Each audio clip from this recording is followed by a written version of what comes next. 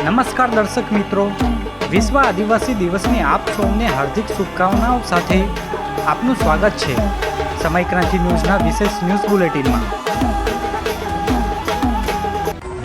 વિશ્વ આદિવાસી દિવસની ઉજવણી તાપીમાં 15 જેટલી રેલી, પરંપરાગત વેશભૂષા અને વાજિંત્રો સાથે ઉમટ્યો આદિવાસી જનસમુદાય। તાપી જિલ્લામાં વિશ્વ આદિવાસી દિવસ નિમિત્તે વ્યારા, સોંગઢ સહિતના વિસ્તારોમાં 15 જેટલી રેલીઓ યોજાઈ હતી। પરંપરાગત વેશભૂષા ધારણ કરી હજારોની સંખ્યામાં લોકો ઢોલ, નગારા, બેન્ડ સહિત પરંપરાગત વાજિંત્રો સાથે રેલીમાં જોડાયા હતા। રેલીઓ દરમિયાન કાયદો અને વ્યવસ્થા જળવાઈ રહે તે માટે પોલીસ દ્વારા બંદોબસ્ત ગોઠવવામાં આવ્યો હતો। તાપી લોકલ ક્રાઇમ બ્રાન્ચનો સપાટો, 3 જિલ્લામાં નાસ્તો ફરતો લિસ્ટેડ બુટલેગરને ઝડપી લીધો। તાપી એલસીબી પોલીસે બાતમીના આધારે સોંગઢના શક્તિનગર વિસ્તારમાંથી લિસ્ટેડ બુટલેગર પૂનમભાઈ ઉર્ફે પૂના જાથાભાઈ ભરવાડને ઝડપી પાડવામાં આવ્યો છે, જે આરોપી સામે તાપી, સુરેન્દ્રનગર અને ભાવનગર જિલ્લામાં પ્રોહિબિશનના 3 ગુનાઓમાં નોંધાયેલા હતા, જેના આધારે એલસીબીની ટીમે આરોપીને ઝડપી સોંગઢ પોલીસ સ્ટેશનને સોંપ્યો હતો।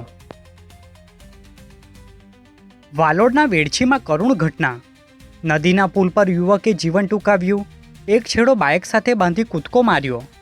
વાલોડ તાલુકાના વેડછી ગામે વાલ્મીકી નદીના પુલ પર એક યુવકે બાઇક સાથે દોરડું બાંધી ગળે ફાંસો ખાઈ જીવન ટૂંકાવ્યા હોવાની ઘટના સામે આવી છે। મૃતક યુવકની ઓળખ હાર્દિક કુમાર ગામિત તરીકે થઈ છે। પોલીસના જણાવ્યા મુજબ યુવકના એક પરિણીત મહિલા સાથેના સંબંધની જાણ પરિવારજનોને થતાં બંને પરિવારો વચ્ચે બોલાચાલી થઈ હતી। આ વાતનું મન દુઃખ થતાં યુવકે આ પગલું ભર્યું હોવાનું પ્રાથમિક રીતે જાણવા મળ્યું છે। ઘટનાની જાણ થતાં પોલીસે ભારે જહેમત બાદ પુલ પર લટકતો મૃતદેહને બહાર કાઢી પોસ્ટમોર્ટમ સહિતની કાર્યવાહી હાથ ધરી હતી। વ્યારા નગરમાં આવેલ બાબા સાહેબ આંબેડકરના હોલ ખાતે વિશ્વ આદિવાસી દિવસ નિમિત્તે આદિમ જૂથનું સંમેલન। વ્યારા સ્થિત ડૉક્ટર બાબા સાહેબ આંબેડકર ભવન ખાતે વિશ્વ આદિવાસી દિવસની ઉજવણીના ભાગરૂપે આદિમ જૂથનું વિશેષ સંમેલન યોજાયું। તાપી સહિત નવસારી, ડાંગ, સુરત અને નર્મદા જિલ્લાના આદિમ સમુદાયના લોકો મોટી સંખ્યામાં ઉપસ્થિત રહ્યા હતા।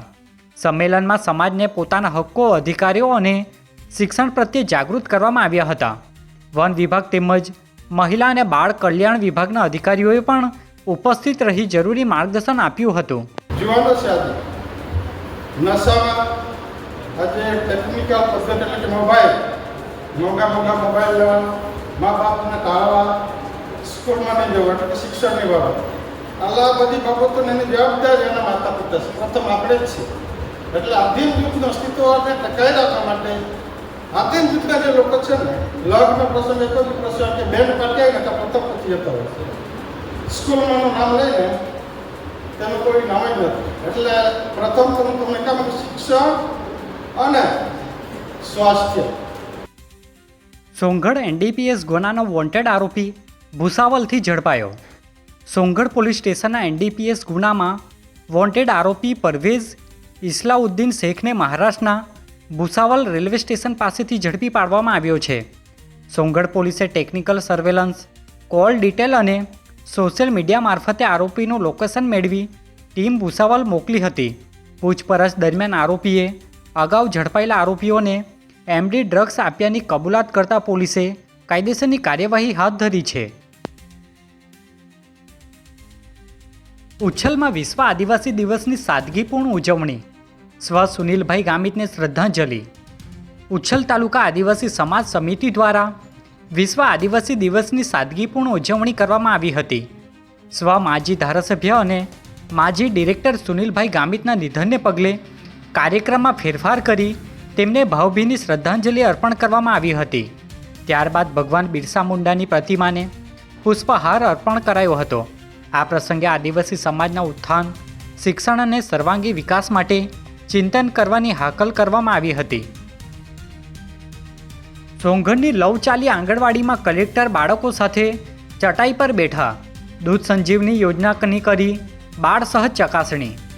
તાપી જિલ્લા કલેક્ટર દેવ ચૌધરીએ સોંગઢના લવચાલી આંગણવાડી કેન્દ્રની મુલાકાત દરમિયાન બાળકો સાથે જમીન પર ચટાઈ પર બેસી આત્મીય સંવાદ કર્યો, દૂધ સંજીવની યોજનાનો લાભ મળે છે કે નહીં તે જાણવા કલેક્ટરે બાળકોને દૂધ કેવી રીતે પીવે છે તે અંગે હળવાશભરી પૂછપરછ કરી. આંગણવાડીની પોષણ અને શૈક્ષણિક પ્રવૃત્તિઓની પણ સમીક્ષા કરી હતી.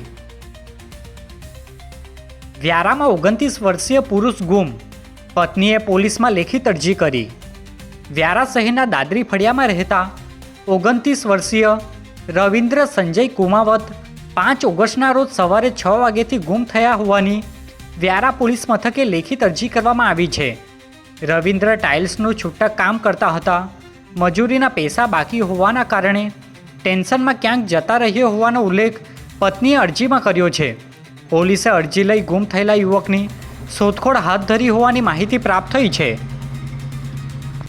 આજે બુલેટિનમાં બસ આટલું જ અને સમય ક્રાંતિ ન્યૂઝ ચેનલને લાઇક શેર કોમેન્ટ્સ અને સબસ્ક્રાઇબ અવશ્ય કરી લેશો, જેથી કરી તમને તાપી જિલ્લાના સમાચારોની અપડેટ મળતી રહે અને મને રજા આપશો. આભાર. જય હિન્દ, જય ભારત.